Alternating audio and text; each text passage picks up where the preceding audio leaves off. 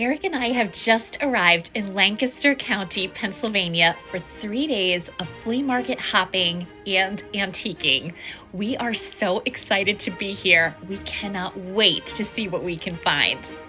Let's start out at our first stop, which is the Green Dragon Flea Market in Ephrata.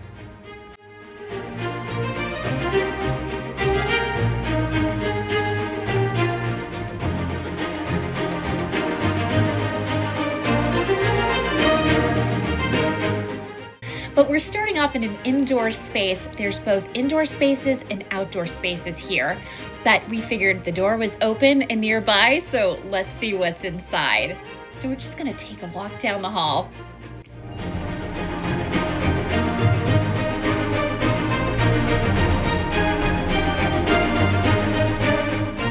And this is a beautiful little store space. It looks like the items in this space are new. It says that some of this furniture is Amish made, so I don't know if that goes for everything or just some of the things, but certainly all of the goods look really high quality. Like this dryer rack. I have a dryer rack kind of like it at home that I use all of the time, but if I'm honest, this one is so much nicer.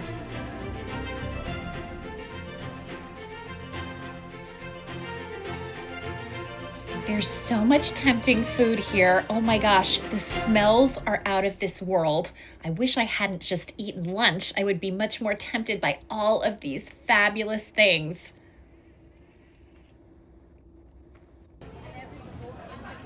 There's a lot of very fresh looking produce, but of course on vacation we don't have access to refrigeration. Well, I guess we would have if we had gotten an Airbnb perhaps, but we're just in a hotel. So we can gaze and we can dream of this food, but it's not coming home with us.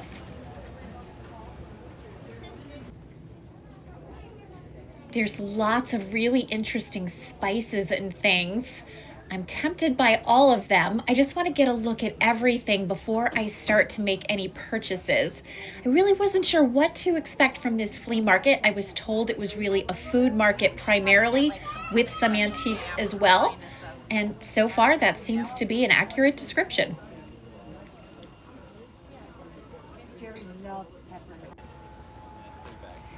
Now we're outside. It is so very humid out here, but that doesn't seem to keep the vendors away. These little hand towels are so cute. My grandmother used to make a version of these. $5 each seems like a fair price. And there are lots of other things, lots of little food vendors, clothes, all kinds of stuff. So I'm gonna try to give you a general overview so you feel like you're here too.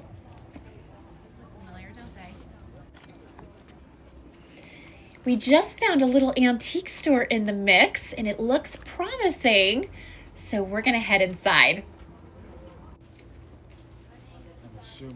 Eric is checking out this game. We're not sure how it works. We're thinking maybe you use marbles with it. It's very interesting. Here's a pretty stack of plates. I want to get a better look at these. They are lovely.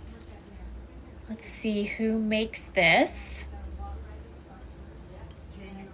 The Old Mill by Johnson Brothers. I should have known. I love this pattern, don't you? Getting a closer look at the plate that was underneath the last one because it's also very pretty. And this is Johnson Brothers as well, Dorchester. This is a great photograph. Oh my gosh, look at all of these men from the School of Theology back in the day. This cross stitch is really lovely from 1922. And kittens, who doesn't love kittens? Here are some more items from the store. I'm just taking a look around, seeing if there's anything I can't live without. There is something unique and interesting on every surface, it seems. So I want to make sure I look really carefully and don't miss anything.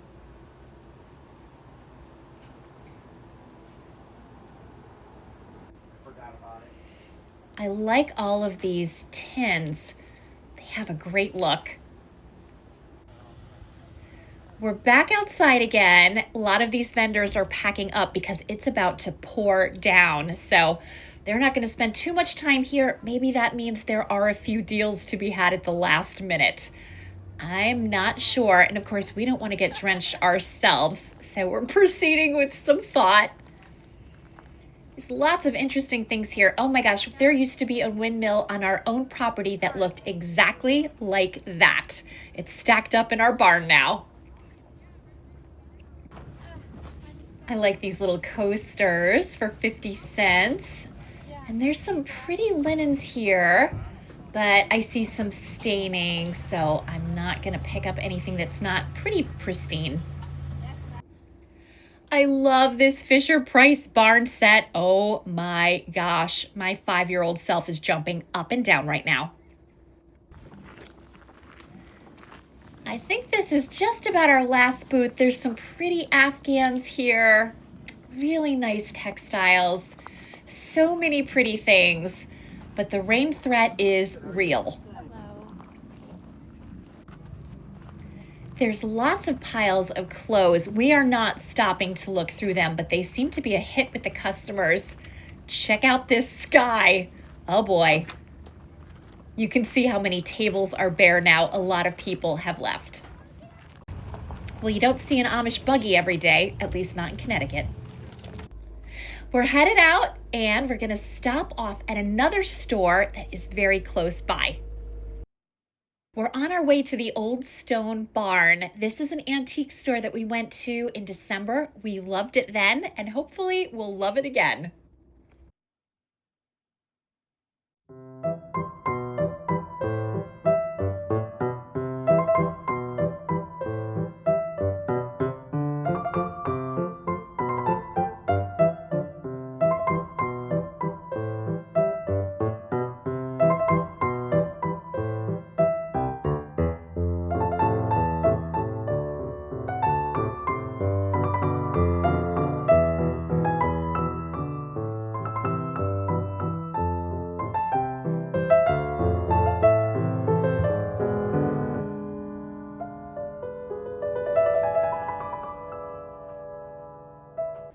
We're just looking through some of the spaces outside under cover before we go inside the antique store.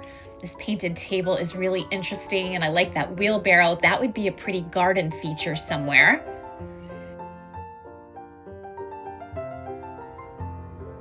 Eric is ahead of me while I film everything, scouting out the property. Such a wide variety of items out here. Let's go inside.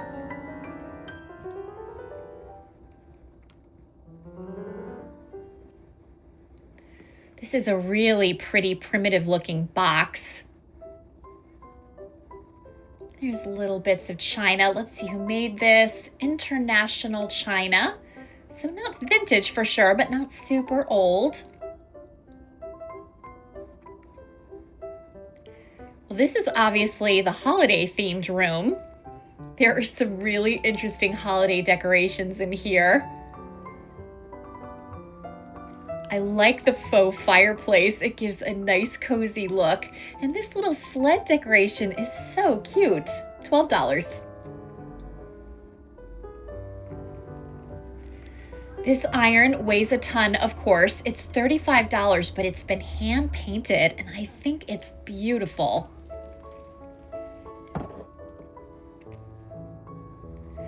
We're gonna head to a downstairs space now. This is really pretty redware. I see lots of crocks and containers. There's plenty of glass. Look at this collection. Oh my gosh, there is like a crock of every size and shape in this space. Oh my goodness, I like the butter churn effect on this one. $135.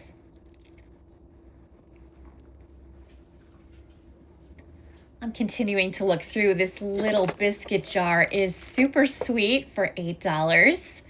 And this cookbook is so nice. I wish the cover wasn't ripped, but it still has an awesome image on front. And I like this green lamp very much. It's only $35, and even the shade is in really nice condition. If I could use that lamp somewhere, I would pick it up. There's some grinders and a shortbread mold. Lots of interesting bits and pieces. I always love cookie cutters. I am always drawn to them. Those are nice. The plastic ones have a really good vintage look. So I'm going to take my time and go through some of these. Here's another beautiful lamp. I love the color of the glass, and this one is also $35. I like the marble base as well. I find sometimes with lamps, it's the little details that can make a big impact. But there's lots of lamps and shades in this space. So if you're in the area and you need some lighting, you should definitely check out this store. There are some really, really unique things in here. Nice rockers, pretty quilt, lots of textiles. This is lovely glass, $35, made by Fenton according to the tag. There's some other carnival glass here as well. This vase is lovely and only $10. Checking out the hat pins. My mother's best friend used to collect hat pins, so when I see them out and about, I always think of her. There's lots of sewing notions here.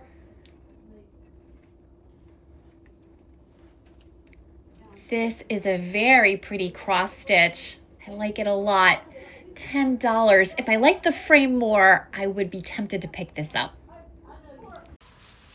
Okay, we're back outside. We're getting ready to go back to the car for our next adventure. This was such a good stop. I love this place. And really, if you are in the area, go check it out. It is amazing. Eric has a lollipop in his mouth, if you're wondering. It just started pouring down, but it doesn't matter because we're inside, and our next stop will also be inside. We are heading to Pine Hills Antique Mall. Well, we just dashed through the rain, and now we're drying off inside this huge and beautiful space. Look at the dog. These are so lovely. Asiatic pheasant. Such a pretty pattern, but there are lots of gorgeous patterns in red and white or pink and white on these shelves. I love this sign. It's so unique and it's very large. Free house. Okay, I'm trying to get a sense of what this was for. Let's see what the tag says. Alfred Free House, two-sided sign, $700. It's so cool. Ooh, I definitely don't want this in my living room. What do you think? Yeesh. Moving right along. Let's go inside this booth that doesn't have dead animals in it. And I really like this matchbox holder for $18. This is a great lamp for somebody who loves equestrian themed items. I love the shade, and even the finial is so good on this. Let's see what it says. This is metal, just so you know. $65. It works, but it needs a bulb. This is a very pretty teapot. It reminds me a little bit of Belique. It's $28, but then 30% off. It does not feel like Belique. It feels less expensive, and that makes sense because it was made in China. It is a lovely teapot. I really like this wall art. The kittens are so cute. Look at their little faces. It's only $16. It's vintage. I like the frame. I think the frame suits it very well. And here's another piece that goes with it. So cute. I like this butter dish with a pair of frogs on it. $16. This is a nice hunting print, but I don't like the color of the mat, unfortunately. And of course, you can always change that. It's $35. If it wasn't for the color of the mat, I would probably buy this. I have these haul mixing bowls. $60 for the set. I can't remember what I paid for mine, but I think I paid a little bit less. These horses are great. $24. They are a planter, apparently. Nice Friendly Village set. Why does that pattern always make me smile every single time, no matter how often I see it? I like this collection of blue and white as well. This is so cool. Oh my gosh, I love this. You would put your foils and papers and things in here and it would dispense them. This is so fabulous. Oh my gosh, don't you love this big collection of Crocs? It looks so fabulous on the shelves together. Let's get a sense of price. This one is $3.95. I love the bird on it.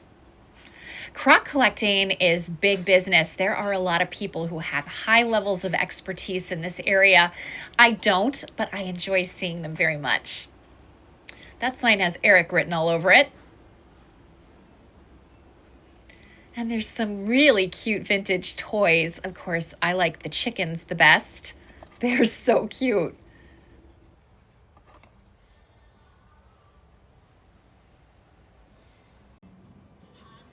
This sign tells me I'm in the right place because we have a nice collection of Liberty Blue here. Bowls and plates and pitchers, platters, all kinds of great things. This platter is $68. It is lovely. Oh, and we have some Johnson Brothers, His Majesty. I love this pattern. Oh, it's so beautiful, but I don't see the big platter that I'm after. Here's another gorgeous set. I'm sorry I'm showing so much china. I will mix it up soon. This is lovely. It's a commemorative plate. Every plate has a different historic scene on it. They are gorgeous. Wedgwood. This is gorgeous as well. I collect brown and white transferware, so this really speaks to me. It's called British Scenery, and it's so pastoral. I really love it. I love the scalloped edges as well. Goodness knows I already have enough brown and white transferware. This is a really pretty set. Look at the design, England's countryside, made in England. I think I recently saw a collection of teapots that were very reminiscent of this pattern. I don't think they were the same, but I think this is really charming. Oh my goodness, look at the picture with the little cat on it. I wish the cat was a little bit more finely detailed, then I would definitely pick this up. It was made in Japan, $15. This is the loveliest rooster on a nest I have ever seen, and it's in purple as well. $225 is not a small price, but they are stunning. There's a whole lot of hens on nest items here and a couple of bunnies on a nest. These items are always so sweet. This is fascinating. Pensbury pretzel milk pitcher. This pattern is so sweet. It has such a nice, like, friendly and primitive look to it. I have never seen it before. Pensbury couple hot plate. I think I'm going to have to do a little bit of research to find out more about this because I am intrigued. Here's what I found out. Pensbury Pottery was a decorative crockery manufacturer that operated in Falls Township, Pennsylvania. The business, founded by Henry and Lee Bellow, opened in 1950. Their pottery quickly became known for its cheerful, colorful glazes on a beige background, often featuring folk art designs like eagles, shields, Amish figures, and bird motifs. They produced a variety of items, including plates, pitchers, tiles, and much more. A few of the official Pensbury pottery design names include Black Rooster, Hexware, American Eagle, and the barbershop quartet is officially named Sweet Adeline. Competition from cheaper Chinese and European imports took a financial toll on the company, and sadly, they closed their doors for good in 1971 when a fire destroyed the building and remaining inventory. Pensbury pottery remains a collectible item today, and I can see why. It's charming. Its designs have been continued by other potteries such as Lewis Brothers Pottery, Glenview Pottery, and Pennington Pottery. I'm so glad I took a few minutes to learn more about this company and their fabulous wares. Here's a second set I don't know very well. Bob White hors d'oeuvres holder. That is so cute. Red Wing USA. This is another pattern I don't know very well. I think we need to check it out. Here's a quick lowdown on Bob White pottery. According to my research, it was a popular dinnerware pattern produced by Red Wing Potteries from 1954 to 1967. It was designed by Charles Murphy and became the company's best-selling line. The pattern is characterized by its depiction of Bob White quail and features a range of pieces including bowls, casseroles, and salt and pepper shakers. Bob White pieces may have various markings that help you tell that they're real, including a reddish-pink wing-shaped ink stamp, a Red Wing USA mold mark, or a black text ink stamp indicating Red Wing USA hand-painted oven-proof. Red Wing Potteries, which was located in Red Wing, Minnesota, closed in 1967. Since then, there have been a series of owners who have run the business as a retail shop, a small output manufacturer, and a family business. I hope this information helps you if you see Bob White pottery when you're out and about. It's always helpful to learn something new, don't you think? I guess I found the Belique section. There's some very pretty pieces here. These are pieces that I tend to find pretty commonly. Nothing I feel compelled to pick up. I have this little piece. It's always nice to see Belique. There is so much glass in this store and it is stunning. So if you are a glass and porcelain person, this store will be heaven on earth to you.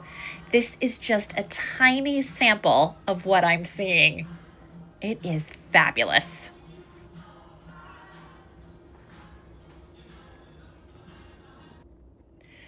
This little cat door knocker is the cutest.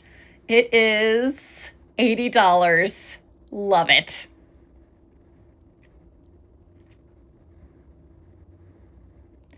This is a gorgeous book. It's very heavy. Lossing's New History of the United States Illustrated. It looks like it's from the 1880s. It's $80. Not going to spend $80 today, but I do want to just take a look through it. Great illustrations. It's got the nice onion skin protecting the title page. And I'm looking for the date. There it is, 1889. Here we have some Roseville, looking stunning as always. There's so many different patterns here. I don't even know which one I like the best. This is such a sweet embroidered piece. Actually, is that crewel work? I am not sure. It's $65, little chip in the frame, but you could cover that. It is really very pretty. I love the quails. Little buckling on the bottom. Eric sees something he likes. He found a Firestone thermos.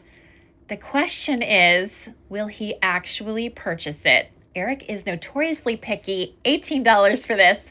We'll see what happens. Decisions, decisions. While Eric is pondering the Firestone thermos, I'm going to keep looking. There are beautiful things here. This Bohème rose is so pretty. Not sure if I'm saying that right. And Goebel is the maker of Hummel figures. So that might be how you know that manufacturing company. This looks like a Lenox vase, perhaps. Everything here is so delicate and well done. This is a beautiful flower. And this was made by Lennox. It's called Morningside. I have one of these bunnies, but I don't know which one. I wish I knew which one I had so that I could maybe buy its friends. But I know whatever I pick up will be the wrong thing, so I'm just going to appreciate seeing them. And this looks like Iris. Well, that was a lot of fun. We are heading back to the car. We are starving, so we're going to try to figure out a good place to have some dinner.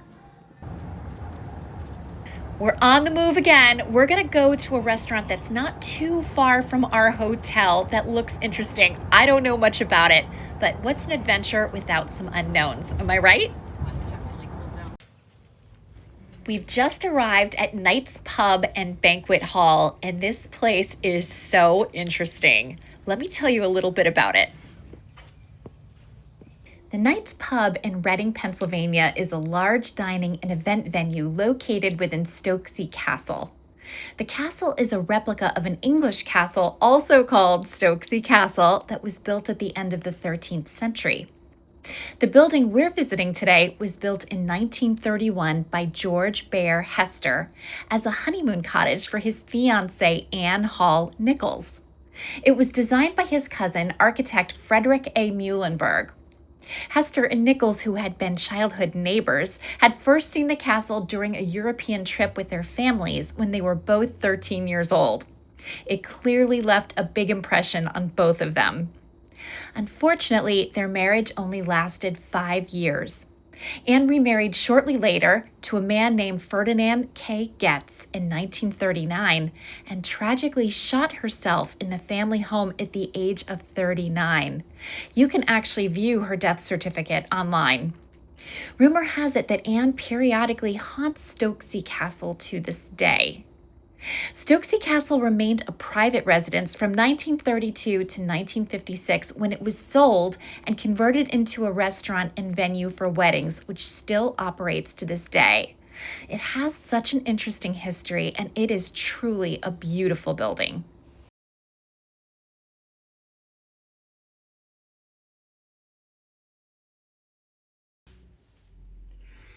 This time last week, Eric and I were in Pennsylvania, and I wish we were there still. I'll tell you, friends, I know a lot of people who dream of a house by the beach or a lake house or a ski chalet. I think my dream second home is surrounded by antique stores in Pennsylvania. I know that might sound weird to some people, but I think Pennsylvania is my place. Eric and I kept saying during our entire 3-day trip, why don't we live here? This seems like the place where we should live. And I think that's true. No disrespect to Connecticut, where I have lived all of my life. Connecticut has some really fabulous antique stores and thrift stores and flea markets. But Pennsylvania has like so many. There's just a greater number of places to go to and explore. And a lot of times you can go to a particular area and there are a lot of stores in that area. So you don't have to drive that far. I think sometimes in Connecticut, I feel like I'm driving all over the place looking for the good stores. In Pennsylvania, throw a stone and you're gonna hit 3. That is my kind of place. Now, the first day we got there, excuse me, we did a lot of driving. So we couldn't leave until just after 9 in the morning because we had to go to the post office to drop off a lot of eBay packages. And the post office opens at 9. So we went to the post office down the street at 9, and then we hit the road, and it took us about 5.5 hours-ish to get there. And the weather was not fantastic. We knew the weekend weather was gonna be really iffy. So we just like packed raincoats and things, and we're like, we're just gonna take it on. You know, this is the time we have, we are gonna make it work. We didn't have enough house sitting coverage in the form of Zach to be able to just sort of be off at a moment's notice. And of course, to stay in Pennsylvania for a few days, we need a hotel and some other kinds of things in place. So the weather was not going to deter us. We were determined. And the first day, the weather was iffy.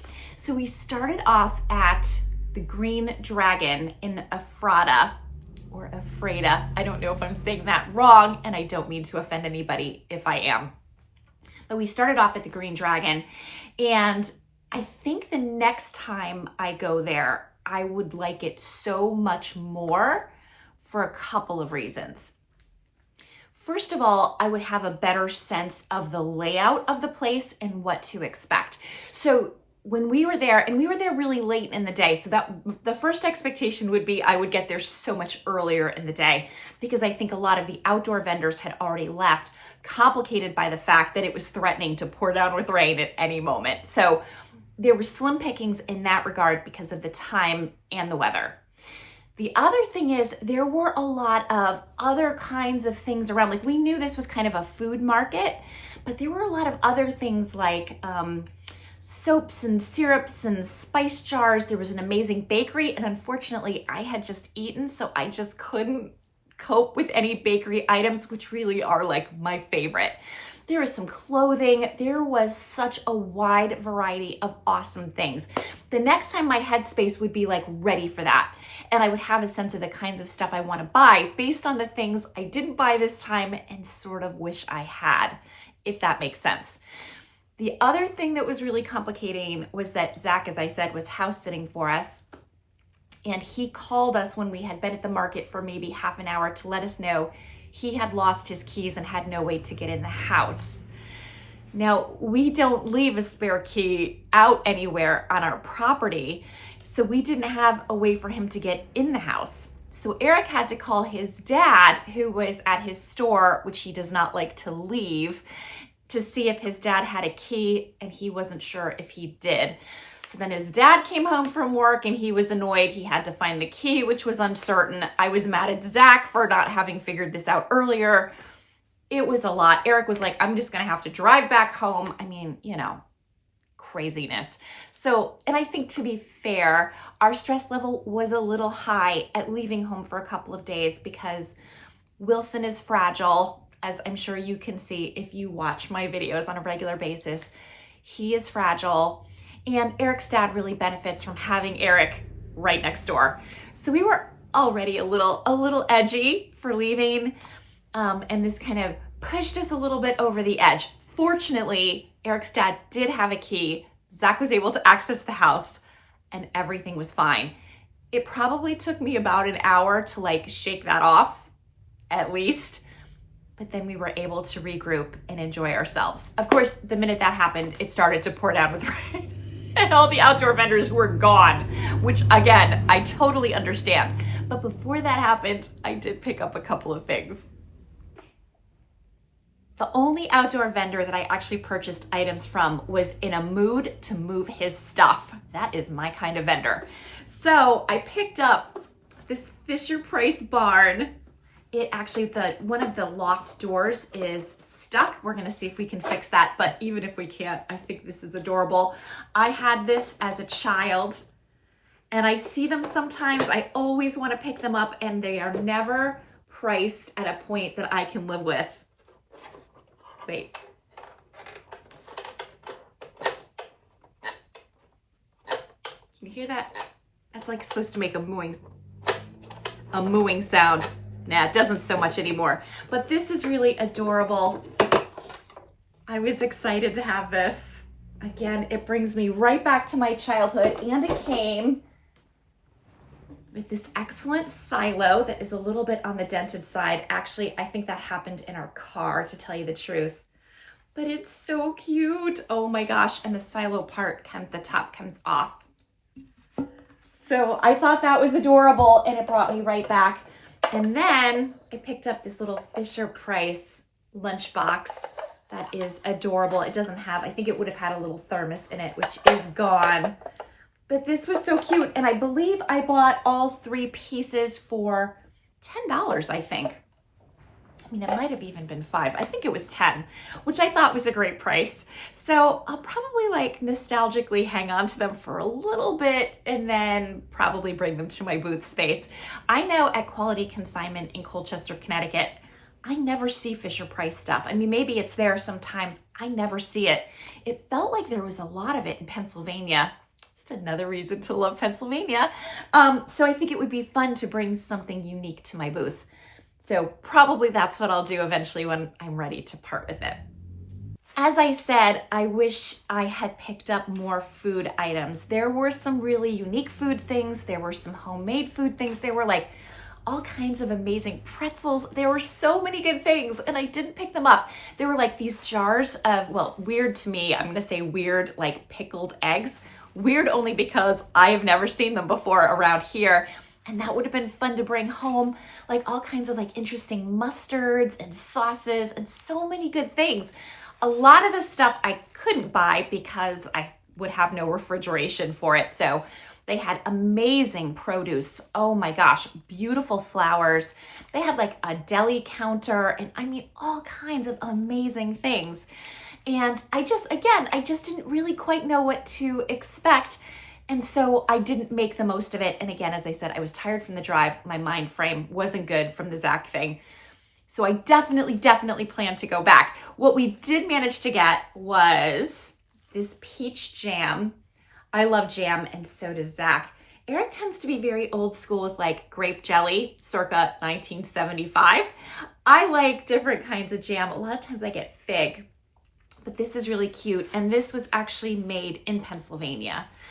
We found there were some things that looked locally made that weren't, so we were careful to check the labels. We really wanted things made in Pennsylvania. And then the other thing I got was a selection of handmade soaps. And I wish, oh my gosh, I wish you could smell them. They smell amazing. And the prices were so good. I can't remember what I paid for these, but they were like a fraction of what I would pay at any farm stand in Connecticut. So I bought the 3 and they are really so amazing. So rocky start, but then we regrouped and I can't recommend it enough. It's only on Fridays and all I can say is that we will for sure return. I love sourdough bread, don't you? I picked this loaf up at Aldi's.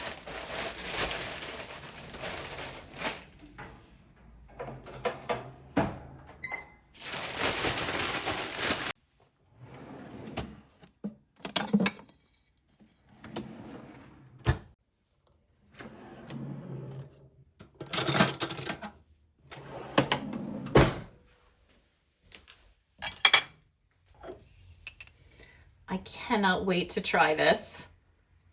It looks amazing. Let's open it.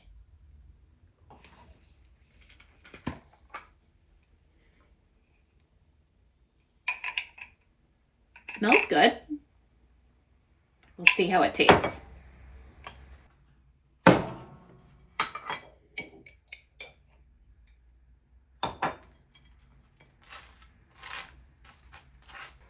All right, let's see how it is.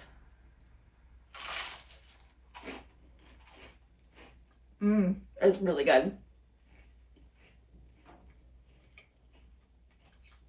Now I need some eggs.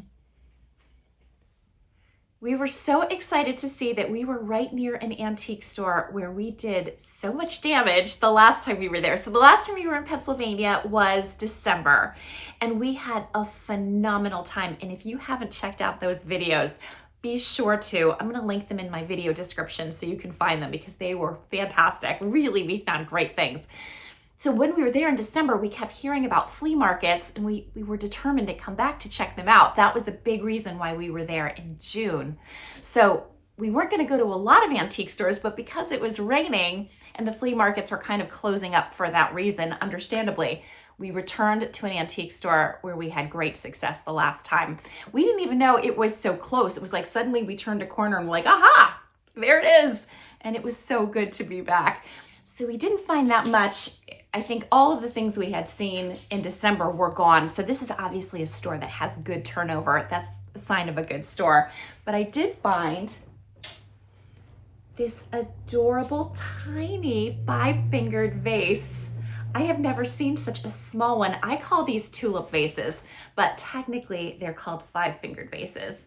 And I love these, and I have one that's a large size, so I thought it would be so fun to get this little one. It was $8, and this one was made, I believe, in Portugal. So I thought this would be fun for little tiny flowers. and it would look nice next to the bigger one that I have. So I picked that up. And the other thing I grabbed was this collection of vintage Christmas cookie cutters in these interesting red and green colors. I had something similar to that in my booth last year and they sold. So I'm hoping these sell. This one's for Thanksgiving. I'm hoping these sell as well. We will see how they do. Do you like the signs that we have at the store? Lock the door, lock me. This is a sign that Zach is home and we want him to lock the door. And he is a person who needs a lot of reminders. But that's not what I was showing you. What I'm showing you is the lavender, which is in bloom. And we're gonna do something particular with that lavender. I'll show you in just a moment.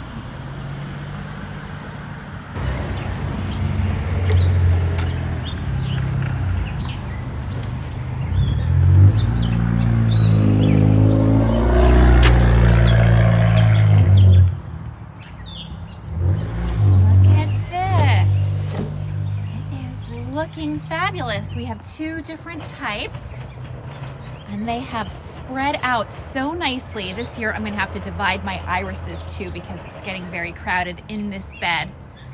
And I'm gonna pick some of these and bring them inside. I have my trusty clippers here. So I'm gonna grab some of the ones at the very bottom, I think.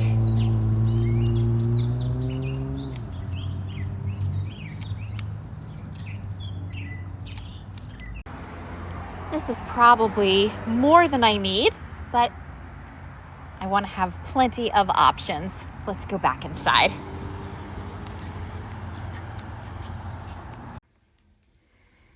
Here's the new little 5-finger vase I picked up while we were in Pennsylvania. I put a little bit of water in this. That's probably good. Don't mind my ginormous sweatshirt. It's really cold in the house right now.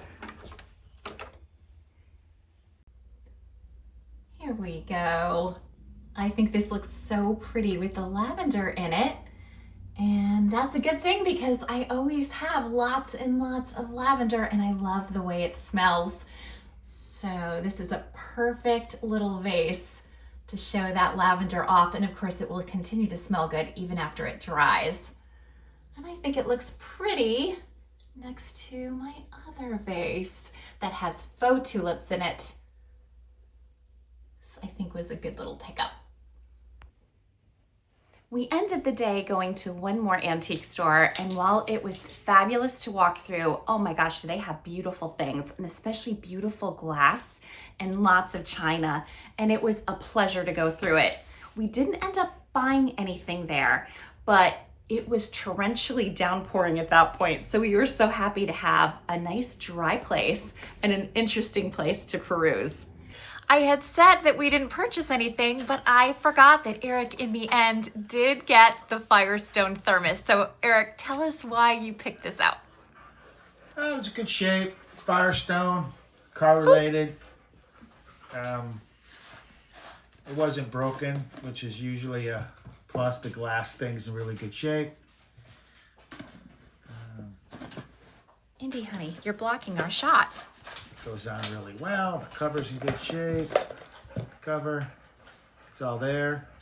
I just liked it. More, not really for the thermos. It's more for the automotive relation.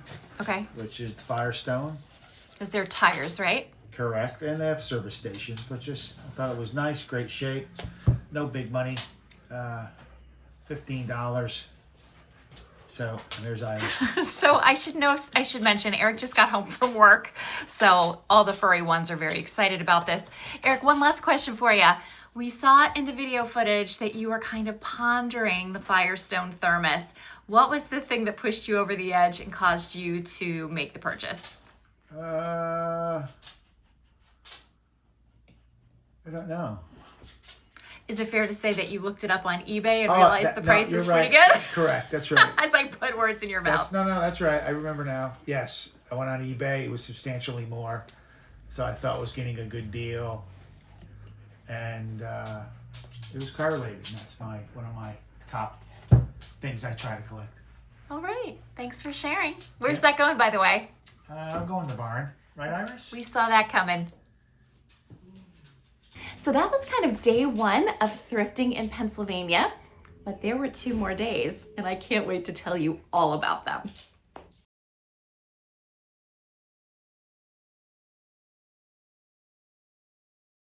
No video is complete without seeing the fur babies. So here's Indy all cozy under the blanket. Ooh, there he is. He could play under here all day. And here's his sister on the bed, lying on her back, looking very rumpled next to my knee pillow. She is out cold because, of course, she can't hear any of the household commotion. Look how big her paws are. She's such a silly cat. And last but not least, here's Licorice on the bed. I do get out of bed sometimes, in case you're worried, but Licorice loves to lie up here with me. I think her bandana needs a little wash and iron. But she loves this attention. She could sit here with me all day long.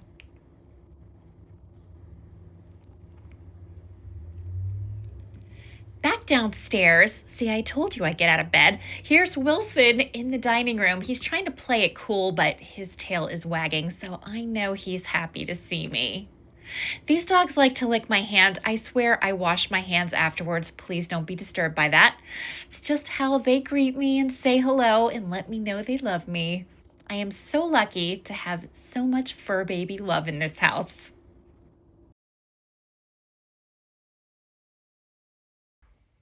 I hope you enjoyed this video. If you did, please hit like. Please subscribe if you haven't already.